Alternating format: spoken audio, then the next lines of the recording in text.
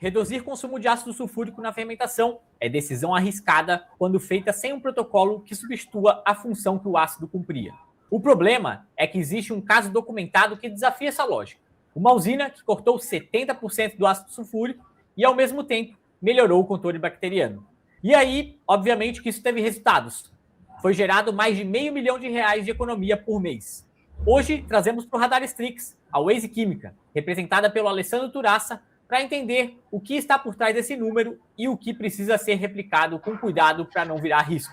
Bem-vindo ao Radar Strix, Alessandro. Obrigado pela oportunidade.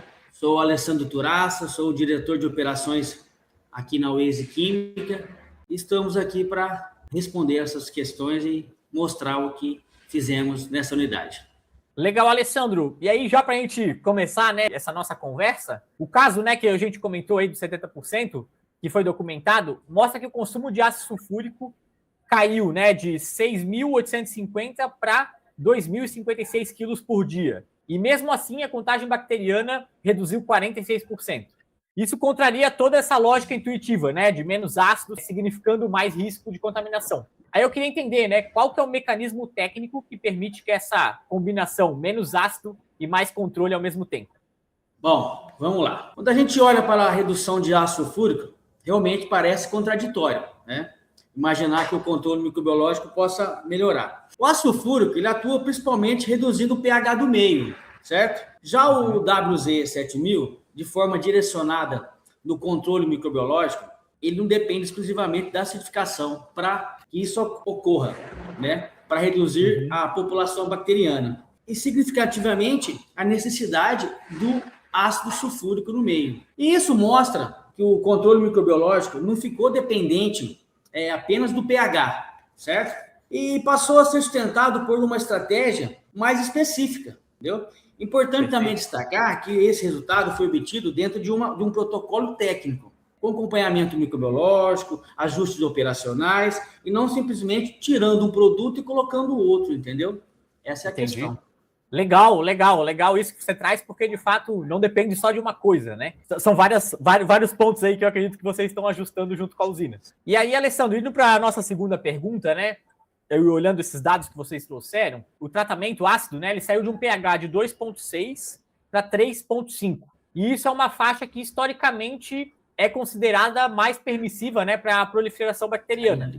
Como que a usina consegue elevar esse pH e, ao mesmo tempo, reduzir a contaminação, e o que precisa estar rigorosamente controlado para que essa equação não vire um risco operacional aí no futuro? Essa talvez seja o ponto mais importante. Se uma usina simplesmente elevar o pH sem nenhuma estratégia, existe sim um aumento no risco da proliferação bacteriana, isso é nítido. O aumento do pH, ele foi acompanhado de um controle microbiológico e direcionado com monitoramento constante na fermentação. Por isso, um indicador que realmente precisa ser acompanhado não é apenas o pH. É necessário avaliar continuamente a carga bacteriana, entendeu? E a dosagem aplicada. E aí uma resposta na fermentação, e quanto necessário realizar os ajustes nas dosagens, que sim ou que não. Isso é feito com monitoramento constante. Em outras palavras, não é o pH que garante sozinho a segurança do microbiológico. Isso também a gente sabemos também, que trabalhar com pH muito baixo não garante também o controle microbiológico. Garante um conjunto de fatores. Monitoramento, protocolo, aplicação, dosagem adequada e acompanhamento técnico. Perfeito, Alessandro. Legal isso que você traz. De fato, né, um pouco do que a gente já tinha comentado, né, que envolve vários fatores e onde que a gente tem que tomar bastante cuidado, né? E aí, Alessandro, indo para a nossa próxima pergunta, R$509 mil de economia mensal. É um número que chama bastante atenção, né, de qualquer diretor industrial. Mas antes de decidir, né, replicar esse resultado na própria usina, quais são, né, essas variáveis que o gestor precisa validar para saber se esse mesmo ganho é realista no processo dele? Bom, nenhuma empresa deve prometer que toda usina terá exatamente o mesmo resultado, né? Sabemos que são variáveis diferentes. Antes de qualquer projeção financeira, é preciso avaliar algumas variáveis importantes. Então, nível inicial de contaminação, consumo atual de ácido sulfúrico, volume de fermentação, histórico microbiológico e objetivo do tratamento. A partir desse diagnóstico, sim, é possível estimar a redução, não só de ácido sulfúrico, mas um ganho na fermentação. E assim, a gente, economicamente falando, existe apenas aquele cenário. Na prática, primeiro fazemos a avaliação técnica e depois avaliamos o potencial econômico. Nunca o contrário, entendeu? Sempre avaliando e depois, assim, mostrando, sempre em planta o que podemos chegar. E sim, a gente consegue chegar. Esse foi um case interessante que está até hoje aí no mercado. Estamos aplicando e está acontecendo. Legal, Alessandro. Legal isso que você traz. De fato, né, cada processo tem a sua particularidade e como que a Waze também trabalha de forma muito técnica para depois ter o retorno financeiro em cima disso, né? Olhando também para a nossa próxima pergunta, né? O WZ7000, ele é aplicado em pontos diferentes durante o processo, né? Então, fermentação, sistema de recirculação de água, SIP, superfície de equipamentos. E eu queria entender, né? Um gestor pode interpretar isso como produto universal, vamos colocar assim? E qual que é o risco de tratar como solução única sem uma avaliação específica por ponto de aplicação? O 7000 realmente possui aplicações em diferentes processos. Não podemos falar que ele é só para aquele processo ali. Isso significa que ele é um produto de aplicação genérica. Ele é um genérico.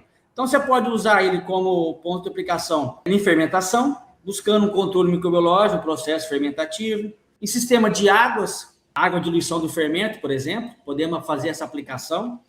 Aí, as dosagens são direcionadas de acordo com o nosso corpo técnico, na carga microbiológica que está entrando, então tudo tem esses fatores, né? SIP, falando de higienização, pode ser usado nessa parte também, em superfícies industriais e outros desafios. É por isso que mudam dosagens, tempo de aplicação, frequência de aplicação, critérios de monitoramento, e por isso que tem um corpo técnico para estar ajustando e direcionando da melhor forma possível essa aplicação, trazendo o melhor resultado. Legal. Isso porque, de fato, tem todo um estudo aí, não simplesmente uma troca de produto como um todo. Não é. Tem bastante coisa, né, Alessandro, que precisa ser avaliada antes. Isso, com certeza. E aí, Alessandro, indo para a nossa última pergunta aqui, né, do Radar Strix, um resultado como esse não se sustenta com aplicação pontual, assim, né? Ele exige essa rotina de monitoramento e ajuste de dosagem ao longo da safra. E aí eu queria entender o que muda na rotina operacional da usina para manter esse nível de controle microbiológico de forma consistente e não só no início ali das aplicações. Boa pergunta isso daí. O resultado não consiste só na consequência apenas de um bom produto. Não é porque ele é um bom produto, mas tem sim que ter uma sinergia entre a unidade e o corpo técnico da Waze. A gente está sempre se falando, porque existem as variáveis, e dia a dia existem muitas variáveis. Então, depende da rotina, dos indicadores de acompanhamento. Qualquer ganho financeiro sustentável nasce de um processo controlado. Tem que ser bem controlado. Então, por isso, monitorar os indicadores microbiológicos, revisar dosagens quando necessário, acompanhar o desempenho da operação, fazem parte da gestão da unidade e do nosso corpo técnico. Então, essa sinergia é constante. E a economia é consequência da estabilidade do processo, e não o contrário, entendeu? Então, tem que ter essa sinergia entre a unidade e a Waze. A gente tem feito muito bem isso. Perfeito. Não, legal, Alessandro. E, assim, de novo, né? Obrigado por estar contribuindo aqui com a conversa da Strix, né? E a gente entendendo também como que a Waze pode estar auxiliando a usina. E também a gente consegue ter todo um panorama de que reduzir ácido sulfúrico, assim, sem risco, né? Ela é de fato um protocolo que precisa ser aplicado. Então, o caso que vocês mostram é isso, né? Esse ganho operacional ele é dado muito por conta de olhar cada etapa e a partir disso entender qual que é a dosagem do produto e quanto que vai ser dosado ali em cada um desse processo como um todo.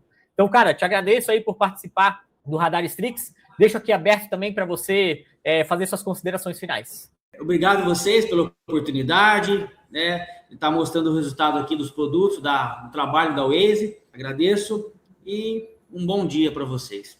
Maravilha, Alessandro. Obrigado novamente, tá? E para você que nos acompanha e que está ouvindo aqui essa conversa, a gente preparou tudo isso em um documento executivo, com os dados completos do que a gente discutiu, tá? O link está aqui na descrição desse vídeo.